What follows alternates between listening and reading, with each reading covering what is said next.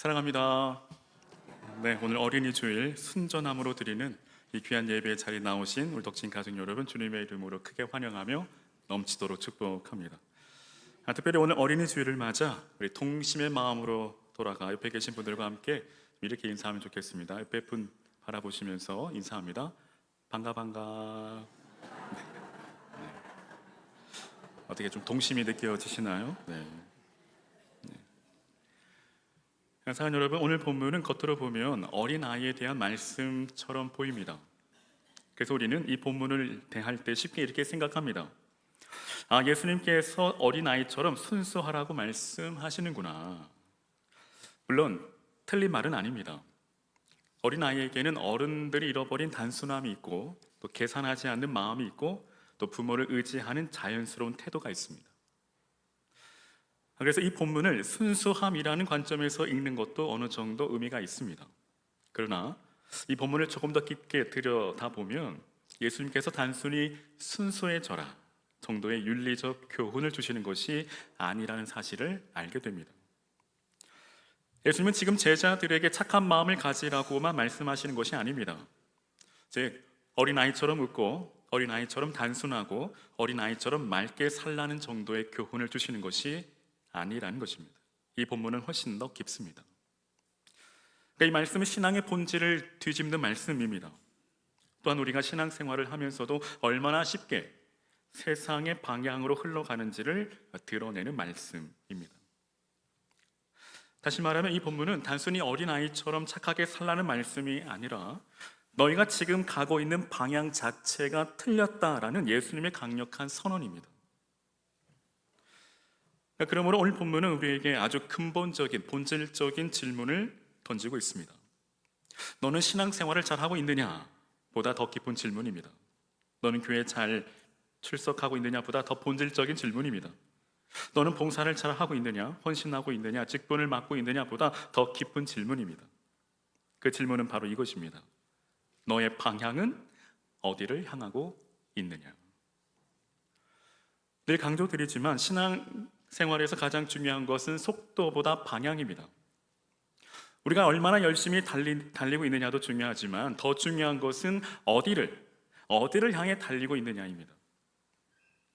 그러니까 방향이 맞으면 조금 늦어도 괜찮습니다. 넘어져도 다시 일어설 수 있습니다. 중간에 지쳐도 다시 회복할 수 있습니다. 그러나 이 방향 자체가 틀리면 열심 자체가 오히려 더 큰 위험의 요소가 됩니다. 왜냐하면 잘못된 방향으로 열심히 달리면 달릴수록 하나님에게서 더 멀어질 수밖에 없기 때문이죠.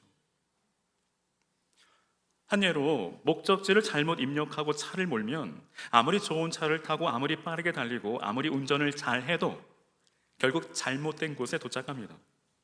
오히려 빨리 달릴수록 더 멀리 빗나갑니다. 신앙도 마찬가지입니다.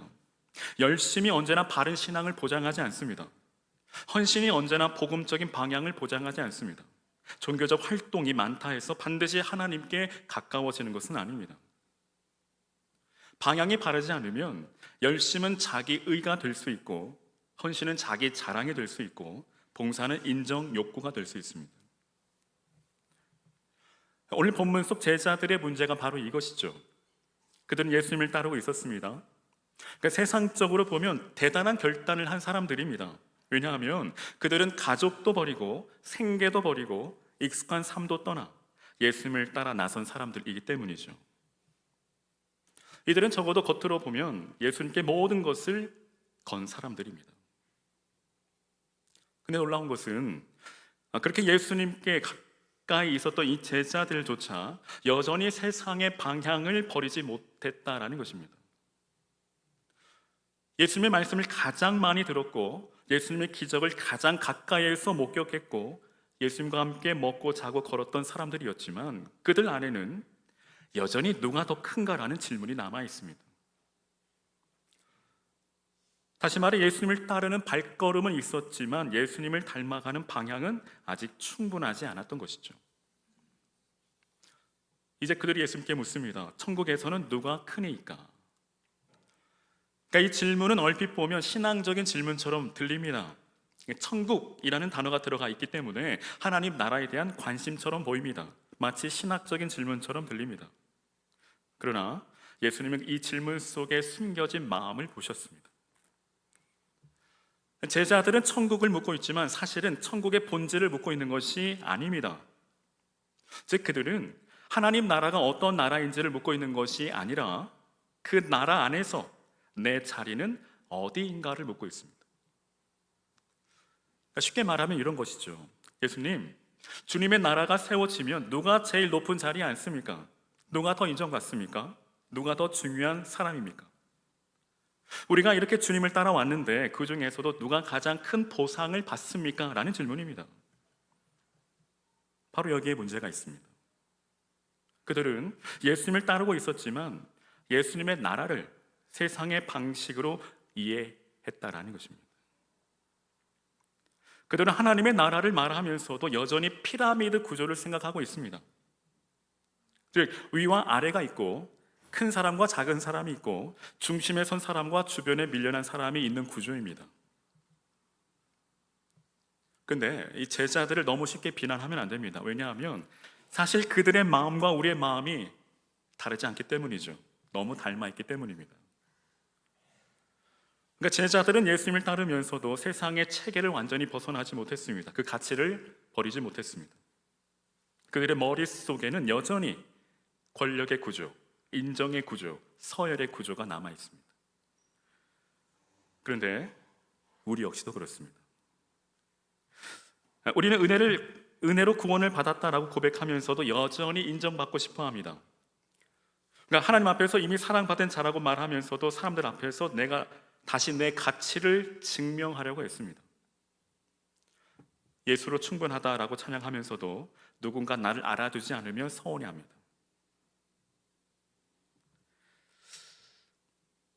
사랑하는 여러분, 당시 제자들의 문제가 그들만의 문제일까요? 이것은 오늘 우리의 문제이기도 하죠. 우리는 신앙생활을 하면서도 자주 비교합니다. 누가 더 믿음이 좋은가? 누가 더 헌신적인가? 누가 더 인정받는가를 은근히 따집니다. 그러니까 그 안에서도 보이지 않는 이 피라미드가 형성됩니다. 직분이 피라미드가 되고 봉사가 피라미드가 되고 헌신이 피라미드가 될 때가 있습니다. 심지어 은혜조차 비교의 대상이 됩니다. 즉, 저 사람은 은혜를 많이 받은 것 같은데 나는 왜 이럴까? 나는 저 사람보다 그래도 낫지 않나? 나는 이 정도 했으니 하나님도 인정해 주셔야 하지 않나? 이런 마음들이 우리 안에 있습니다. 겉으로는 하나님을 섬긴다 하지만 속으로는 여전히 나를 앞세우고 싶은 마음이 있다는 것이죠. 이것이 바로 당시 제자들의 마음이고 오늘 우리의 마음입니다. 그 다음에 왜 제자들은 이런 질문을 했을까요? 그냥 갑자기 생각난 질문이 아닙니다. 본문의 이 배경을 보면 이유가 있습니다. 성경의 본문은 언제나 앞뒤 흐름 속에서 읽어야 합니다. 앞선 마태복음 18장 1절의 그 질문은 갑자기 하늘에서 뚝 떨어진 질문이 아니라 이미 앞장에서 이 제자들의 마음을 흔들 만한 사건들이 있었습니다. 먼저 마태복음 16장에서 이 베드로는 놀라운 신앙 고백을 하죠. 주는 그리스도시요 살아계신 하나님의 아들이시니이다. 그때 예수님은 베드로를 칭찬하시고 내가 천국 열쇠를 내게 주리라고 말씀하십니다. 이 장면은 베드로에게는 영광스러운 순간이지만 다른 제자들에게는 묘한 긴장감을 줄 수 있는 사건입니다. 베드로가 그렇게 특별한가? 그럼 우리는 뭔가? 예수님께서 베드로를 더 인정하시는 것인가? 라는 생각이 들 수 있죠. 물론 예수님은 베드로를 높여서 다른 제자들을 낮추려 하신 것이 아닙니다. 이는 베드로의 그 고백 위에 세워질 교회의 본질에 관해 말씀하신 것이죠. 그러나 사람의 마음은 그렇게 단순하지 않습니다. 은혜의 사건도 비교의 눈으로 보면 경쟁의 재료가 됩니다. 누군가가 칭찬을 받으면 함께 기뻐해야 하는데 우린 때로 마음속으로 계산합니다. 그럼 나는 왜 아니지? 내가 한 것은 왜 인정받지 못하지? 그리고 이어서 마태복음 17장에서 이 변화산 사건이 등장하는데, 예수님께서 영광스러운 모습으로 변화되실 때 12제자 모두를 데리고 가신 것이 아닙니다. 베드로와 야고보, 요한 세 사람만 데리고 가셨습니다. 물론 예수님의 의도는 제자들 사이의 경쟁을 만들려는 것이 아니죠. 그러나 제자들의 연약한 마음은 이런 사건을 통해 비교의 방향으로 흘러갈 수 있었습니다. 왜 저 세 사람만 데리고 가셨을까? 우린 덜 중요한 사람인가? 예수님께 가까운 순서가 있는 것인가? 오늘 이런 분위기 속에서 마태복음 18장 1절의 질문이 등장합니다. 그러므로 천국에서 누가 큽니까? 라는 질문은 단순한 호기심 정도가 아니라 이 제자들 안에 이미 쌓여있던 비교와 경쟁과 설의식이 밖으로 튀어나온 것이죠. 더구나 이 제자들이 누구입니까? 예수님을 전혀 모르는 사람들이 아닙니다. 3년 가까이 예수님과 함께 동거동락한 사람들입니다. 또한 예수님이 병든 자를 고치시는 것을 보았죠. 귀신 들린 자가 자유케 되는 것을 보았습니다. 죽은 자가 살아나는 것을 보았습니다. 오병이어로 수많은 사람이 먹는 것을 보았습니다. 바람과 바다가 예수님 말씀 앞에 잠잠해지는 것을 보았습니다. 그리고 예수님의 말씀을 가장 가까이에서 들었습니다. 특별히 비유의 뜻을 따로 가르쳐 주셨습니다. 즉 누구보다도 예수님께 가까이 있었던 이들입니다. 그런데도 그들이 묻습니다. 누가 큽니까? 이 장면이 우리에게 주는 충격이 있습니다. 예수님과 오래 있었다 해서 자동으로 예수님의 방향을 담는 것은 아니라는 사실입니다. 즉 신앙의 연수가 길다 해서 자동으로 자기 부인이 깊어지는 것이 아니라는 것이죠. 교회 생활을 오래 했다 해서 자동으로 신앙이 성숙해지는 것이 아니라는 것입니다. 오히려 시간이 지나면 우리는 익숙해지고 경험이 쌓이고 사역이 쌓이면서 하나님을 의지하기보다는 내 경험을 더 의지하게 됩니다. 처음에는 하나님 없이는 안 된다라고 고백하지만 시간이 흘러 나중에는 이 정도는 내가 안다, 이 정도는 내가 할 수 있다라고 생각합니다. 처음에는 은혜로 시작하지만 나중에는 은근히 공로가 붙습니다. 그래서 이 본문은 오래 믿는 성도들에게 더욱 의미심장한 말씀입니다. 이는 처음 믿는 사람에게만 주는 말씀이 아닙니다. 오히려 예수님을 오래 따라온 이 제자들에게 주신 말씀이죠. 주님은 3년 동안 당신을 따라다닌 제자들에게 말씀하십니다. 너희가 돌이켜 어린아이와 같이 되지 아니하면 결단코 천국에 들어가지 못하리라. 여러분, 이 말씀이 얼마나 두렵고 무섭습니까? 주님은 지금 믿지 않는 자, 불신자에게 이 말씀을 하고 계신 것이 아닙니다. 이 말씀은 주님을 따라온 제자들에게, 말씀을 들었던 제자들에게, 사역에 동참했던 제자들에게 이 말씀을 하고 계십니다. 그러니까 헬라 원문을 보면 이 점이 더 분명해집니다. 여기 누가 큽니까에서 크다에 해당하는 이 단어는 단순히 몸집이 크다거나 규모가 크다는 뜻이 아닙니다. 이는 더 우월한 사람, 더 중요한 사람, 더 높은 지위에 있는 사람을 가리키는 말입니다. 그러니 제자들의 질문은 결국 이것이죠. 하나님 나라에서 누가 더 높은 사람입니까? 지금 제자들은 하나님 나라를 말하면서도 여전히 세상 나라의 기준을 붙들고 있습니다. 하나님 나라에 들어간다는 것은 세상 기준이 무너지는 것인데 그들은 하나님 나라 안에서도 여전히 세상 기준을 붙들고 있습니다. 그들은 하나님 나라를 세상의 연장선으로 이해했습니다. 로마 제국의 힘과 권력과 서열로 움직이듯 하나님 나라에도 비슷한 자리 다툼이 있을 것이라고 생각했던 것이죠. 그러나 여러분, 하나님 나라는 세상의 가치관을 조금 개선한 나라가 아닙니다. 하나님 나라는 전혀 다른 가치의 나라입니다. 그때 예수님께서 어떻게 하실까요? 예수님은 긴 설명하지 않습니다. 논쟁하지 않으십니다. 얘들아, 너희 생각이 틀렸다라고 그들을 책망하지 않습니다. 대신에 한 아이를 부르시고 그 아이를 제자들 가운데 세우십니다. 여기서 우리가 놓치지 말아야 할 것이 있습니다. 오늘날 우리는 어린아이를 귀엽게 여기죠. 어린이는 순수함의 상징이고 보호받아야 할 존재입니다. 그래서 우리는 어린아이처럼 되라는 말씀을 들으면 자연스럽게 순수함, 어떤 천진함, 착함을 떠올립니다. 하지만 예수님 당시 문화에서 어린아이는 오늘날 우리가 생각하는 것처럼 사회적으로 존중받지 못했습니다. 어린아이는 권리가 없습니다. 발언권도 없습니다. 사회적 영향력도 없습니다. 그들을 스스로 보호할 힘도 없습니다. 즉 피라미드 구조의 맨 아래에 있는 참으로 미약하고 비천한 존재죠. 근데 예수님은 바로 그 아이를 제자들 가운데 세우십니다. 이는 단순한 시청각 교육이 아닙니다. 예수님 그 행동 자체로 하나님 나라의 그 질서를 보여주고 계십니다. 지금 제자들은 위를 보고 있습니다. 그런데 예수님은 아래를 보게 하십니다. 제자들은 큰 자를 묻고 있습니다. 그런데 예수님은 작은 자를 세우십니다. 제자들은 서해를 묻고 있습니다. 그런데 예수님은 의존하는 존재를 보여주십니다. 그리고 말씀하십니다. 너희가 돌이켜 어린 아이들과 같이 되지 아니하면 결단코 천국에 들어가지 못하리라. 여기서 돌이켜라는 말이 매우 중요합니다. 이 말은 단순히 기분이 바뀌는 정도가 아닙니다. 잠깐 반성하는 정도가 아닙니다. 후회는 회개가 아닙니다. 방향을 바꾸는 것이죠. 지금 가던 길에서 돌아서는 것입니다.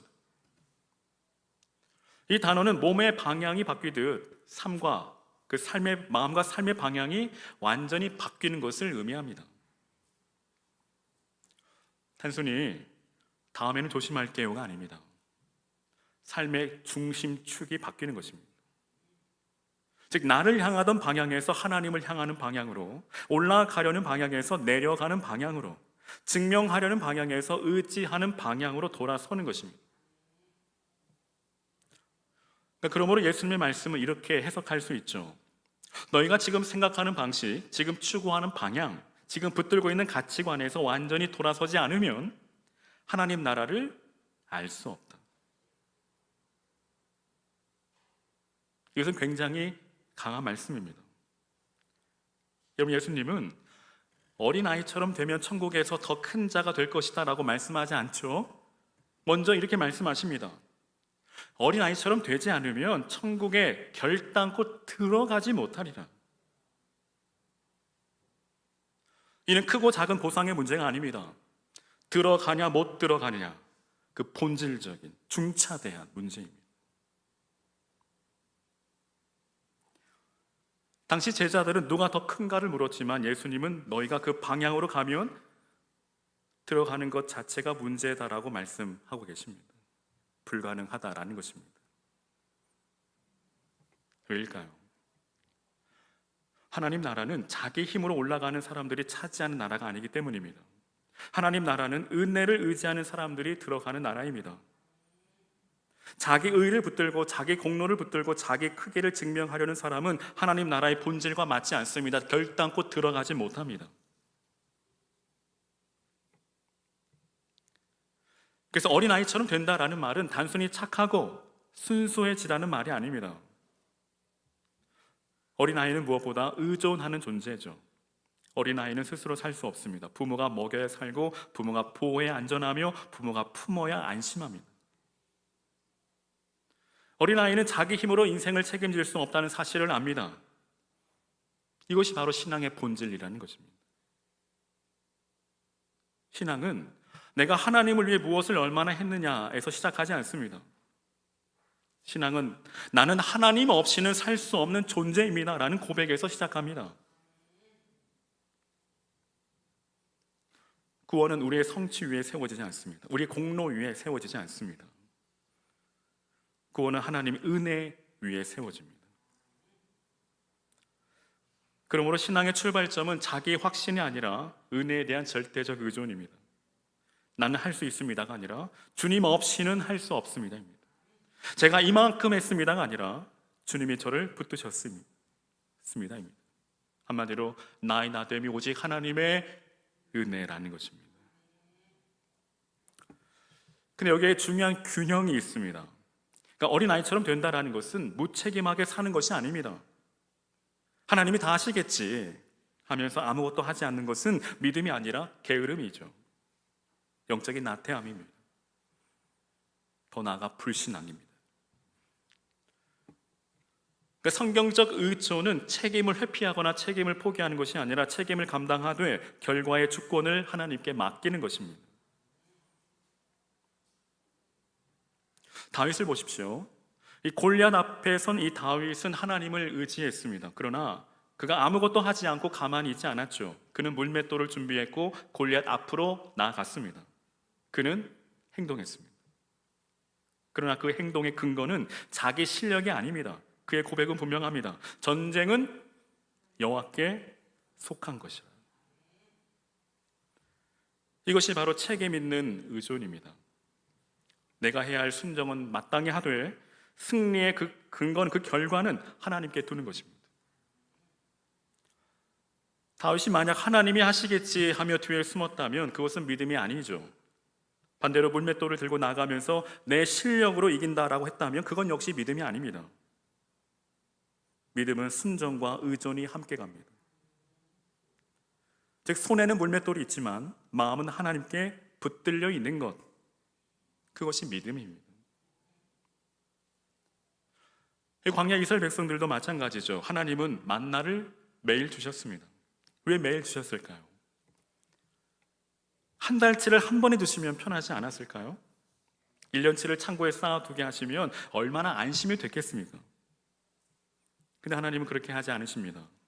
매일 주십니다. 왜일까요?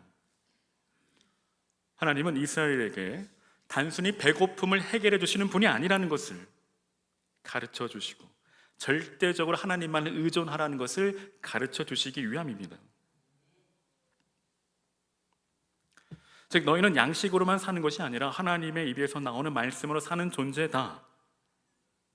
날마다 하나님을 의지하는 법을 배우게 하신 것이죠. 만나의 목적은 배만 채우는 것이 아닙니다. 만나의 목적은 이스라엘이 매일 아침 하나님을 바라보게 하는 데 있습니다. 오늘의 양식은 오늘 하나님께로부터 온다는 사실을 몸으로 친히 배우게 하신 것이죠. 오직 생명이 주께 있다라는 것입니다. 근데 우리는 어떻습니까? 우리는 매일 의지하기보다는 한꺼번에 확보하고 싶어 합니다. 내일의 만나까지 손에 쥐고 싶어 합니다.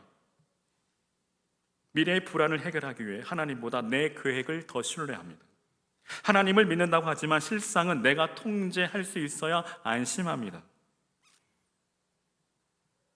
그래서 신앙의 방향이 중요합니다. 신앙은 위로 올라가는 방향이 아니라 하나님께 의지하는 방향입니다. 내 힘을 증명하는 방향이 아니라 하나님의 은혜를 붙드는 방향입니다. 또 어린아이처럼 된다라는 것은 단순한 믿음을 뜻합니다. 근데 여러분, 이 단순하다라는 것은 생각이 없다라는 뜻이 아닙니다. 무지하다라는 뜻도 아닙니다.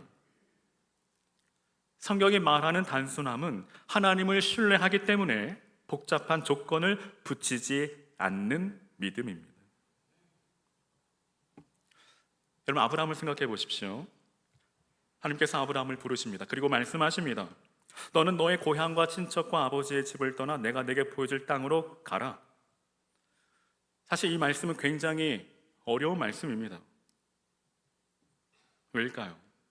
어디로 가는지 정확히 알려주신 것도 아닙니다. 구체적인 지도도 없습니다. 안전 보장도 없습니다. 그런데 아브라함은 떠났습니다. 왜일까요? 하나님을 신뢰하고 하나님을 믿었기 때문입니다. 물론 아브라함의 그 믿음이 처음부터 완전했던 것은 아닙니다. 그는 실수도 했고 두려워서 아내 사라를 누이라고 속이기도 했습니다. 그럼에도 그의 삶의 방향은 분명했습니다. 그는 하나님의 말씀을 따라 떠났습니다. 이것이 중요합니다. 사랑하는 여러분, 믿음의 사람은 실수가 없는 사람이 아닙니다. 믿음의 사람은 넘어지지 않는 사람이 아닙니다. 믿음의 사람은 방향이 하나님께 있는 사람입니다. 이것이 우리의 신앙의 방향이죠. 완벽해서 가는 것이 아니라 하나님을 믿기에 가는 것입니다. 모든 것이 이해되어서 순종하는 것이 아니라 말씀하신 분이 하나님이시기에 순종하는 것입니다. 반면 우리는 이렇게 자주 반응하죠. 하나님, 이해되면 순종하겠습니다. 상황이 정리되면 믿겠습니다. 결과가 보이면 맡기겠습니다. 그러나 그것은 믿음이 아닌 거래입니다. 믿음은 하나님을 신뢰하기 때문에 결과가 비록 보이지 않아도 한 걸음 내딛는 것이죠. 여러분, 어린아이가 부모의 손을 잡고 길을 걸을 때 그 길 전체를 알고 걷는 것이 아닙니다. 부모를 믿기 때문에 걷습니다. 신앙도 그렇습니다. 우리가 모든 것을 다 알아서 걷는 것이 아니라 우리를 부르신 하나님을 믿기 때문에 걷는 것이죠.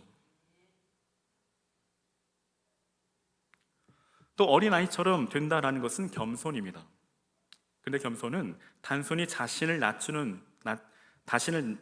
낮게 평가하는 것이 아닙니다. 즉, 저는 아무것도 아닙니다 라고 말하는 태도가 그 자체가 겸손이 아니라는 것입니다. 성경적 겸손은 하나님 앞에서 자신을 있는 그대로 아는 것입니다.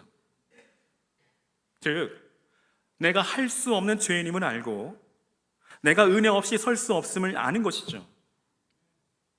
즉, 겸손은 자기 비하가 아니라 하나님 앞에서의 정직, 즉 하나님 앞에서의 분명한 자기 인식이라는 것입니다.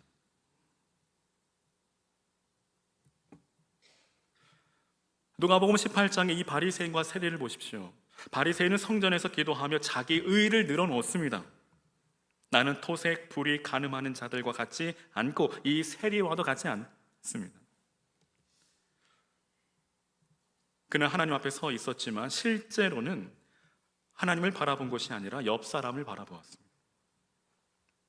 비교를 통해 자신의 신앙을 인정받으려 했습니다. 비교를 통해 자신을 높이려 했습니다. 반면 세리는 멀리 서서 감히 눈을 들어 하늘을 우러러 보지도 못하고 가슴을 치며 말합니다. 하나님이여 불쌍히 여기소서. 나는 죄인이로소이다. 여러분, 누가 예수님께 의롭다 하심을 받았을까요? 바리새인일까요? 세리입니다. 왜일까요? 세리가 도덕적으로 더 훌륭해서가 아닙니다. 세리는 하나님 앞에서 자신을 있는 그대로 알았습니다. 그는 자기 의를 내세울 것이 없음을 알았습니다. 그래서 그는 은혜를 구했습니다. 이것이 바로 어린아이의 자리입니다. 여러분, 이제 우리는 이 본문의 핵심을 분명하게 짚어야 됩니다. 제자들은 누가 큰가를 묻습니다. 그런데 예수님은 작아져야 한다라고 말씀하십니다. 제자들은 위를 바라봅니다. 그런데 예수님은 아래를 가리키십니다. 제자들은 서열을 생각했습니다. 그런데 예수님은 전적인 의존을 말씀하고 계십니다. 이것이 바로 하나님 나라의 반전이죠. 세상은 말합니다. 올라가야 산다. 고지를 점령해야 산다. 하지만 예수님 말씀하시죠. 내려가야 산다. 세상은 말합니다. 내가 증명해야 한다. 예수님은 은혜를 의지해야 한다. 세상은 말합니다. 붙잡아야 안전하다. 하지만 예수님은 맡겨야 자유하다.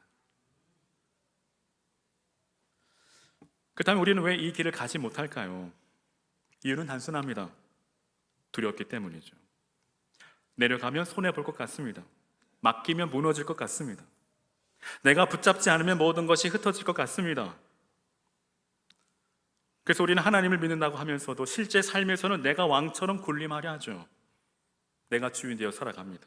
모든 결정권, 통제권을 내가 가지려 합니다. 자녀 문제 앞에서도 그렇습니다. 하나님께 맡긴다 말하지만 마음 깊은 곳에서는 내가 통제해야 안심합니다. 물질 앞에서도 그렇습니다. 하나님이 공급자라고 고백하지만 실제로는 내가 쌓아놓은 것이 있어야 평안합니다. 통장의 창고가 두둑해야 안심합니다. 관계의 문제 앞에서도 그렇죠.